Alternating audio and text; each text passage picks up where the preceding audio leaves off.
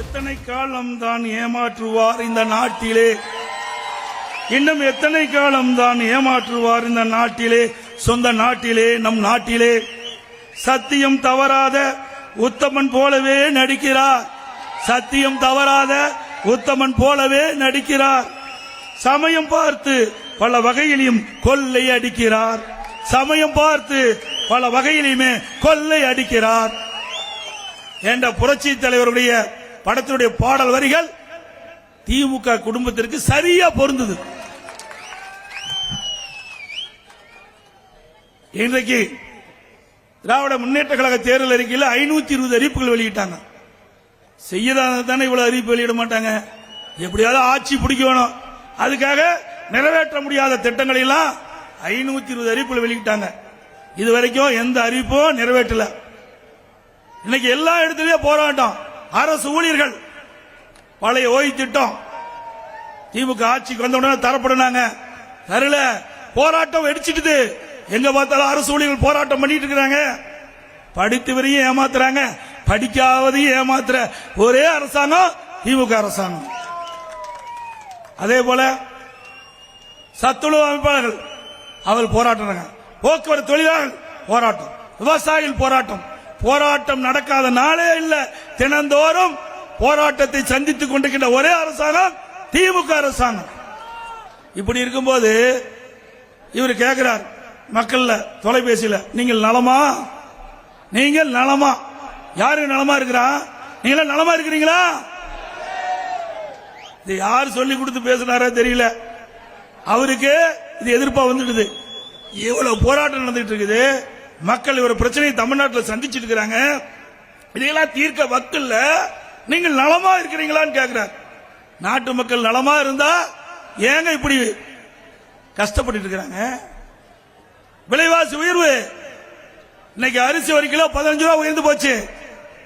இன்றைக்கு எண்ணெய் விலை உயர்வு, பருப்பு விலை உயர்வு, சக்கரை விலை உயர்வு, மளிகை சாமான் அத்தனையும் 40% உயர்வு. போன ஆண்டு அதிமுக ஆட்சி இருக்கிற வரைக்கும் ஒரு குடும்பத்துக்கு 10,000 ரூபாய் இருந்தா போதும், குடும்பம் அழகா நடத்தலாம். இப்ப 14,000 ரூபாய் தேவைப்படுது. ஆக 4,000 ரூபாய் இந்த ஆட்சியில கூடுதலா செலவழிக்க வேண்டிய சூழ்நிலைக்கு தள்ளப்பட்டு விட்டாங்க மக்கள். அதற்கு பதில் சொல்ல வக்கில்ல. நீங்கள் நலமா என்று மக்களை பார்த்து கேட்பதிலே ஸ்டாலின் மனசு எப்படி இருக்குன்னு பாருங்க. மக்களை பத்தி சிந்திக்காத ஒரு முதலமைச்சர். மக்கள் எப்படி இருக்கிறார் கூட தெரியல. அப்பொழுது நம்ம திரைப்படத்தில் பார்ப்போம், அரசர் வெளியிலே வரமாட்டார், நாட்டில் அரசர் வெளியிலே வரமாட்டார்.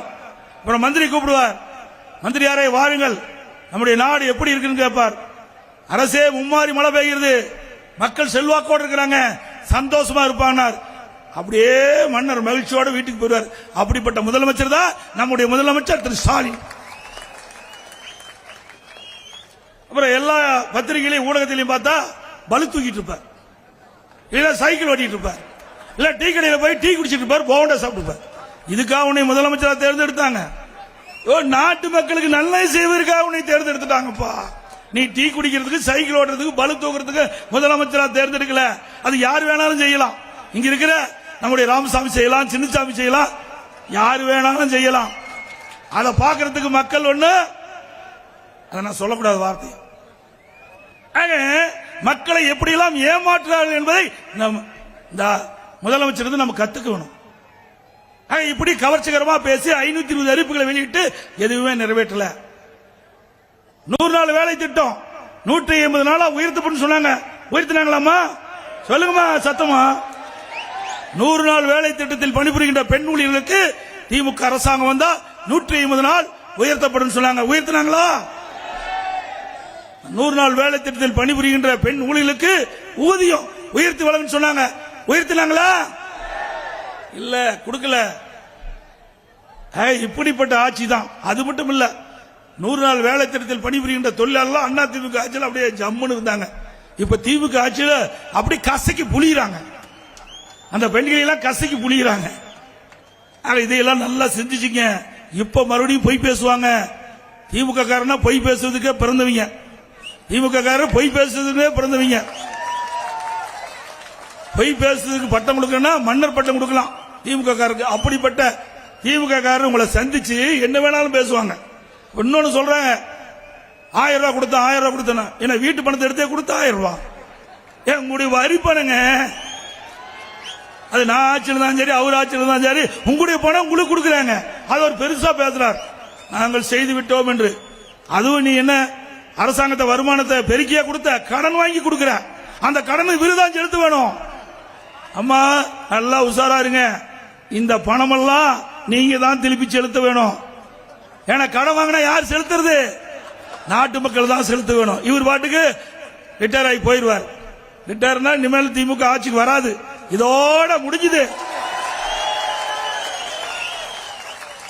அதனால அவர் வாங்கி கடன் நாம தான் செலுத்த வேணும் அப்ப இந்த 1000 ரூபாய் சும்மாலாம் ஒண்ணு கொடுக்கல 2.5 ஆண்டு காலம் நான் போராடினேன் சட்டமன்றத்தில் நான் பேசுகின்ற பொழுதெல்லாம் திமுக தேர்தல் அறிக்கையில் இடம்பெற்றிருக்குது அந்த ஏழை மக்களை ஏமாற்றி வாக்குகளை பெற்றுவிட்டீர்கள் ஆகவே நீங்கள் அந்த கொடுக்கப்பட்ட வாக்குறுதியை நிறைவேற்ற வேண்டும் எல்லா குடும்ப தலைவிக்கும் மாதந்தோறும் 1000 ரூபாய் உரிமை தொகை கொடுக்க வேண்டும் என்று தொடர்ந்து நான் சட்டமன்றத்தில் வலியுறுத்தினேன் மேடையில் இருக்கின்ற நம்முடைய சட்டமன்ற உறுப்பினர்கள் தொடர்ந்து சட்டமன்றத்தில் பேசினாங்க அண்ணா திமுக பொதுக்கூட்டத்தில் பேசினாங்க அழுத்தம் கொடுத்தோம் வேற வழியே இல்லாம தான் 27 மாதம் ஆட்சி பொறுப்பேற்று 27 மாதம் கழிச்சு தான் இந்த 1000 ரூபாய இந்த குடும்ப தலைவர்களுக்கு மாதந்தோறும் கொடுத்தார் உடனே கொடுக்கல இதே அண்ணா திமுக ஆட்சி வந்திருந்தா ஆட்சி பொறுப்பேற்று 3 மாதத்தில் நாங்களும் இதே கொடுக்கப்பட்ட வாக்குறுதி நிறைவேற்றி இருக்கோம் அண்ணா திமுக ஆட்சிக்கு வந்தாலும்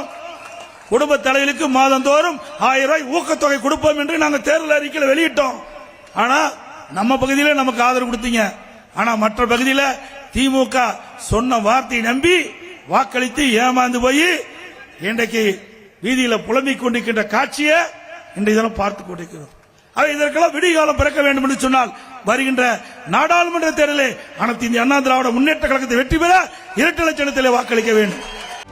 செய்திகளை உடனுக்குடனும் துல்லியமாகவும் தெரிந்து கொள்ள சப்ஸ்கிரைப் பண்ணுங்க.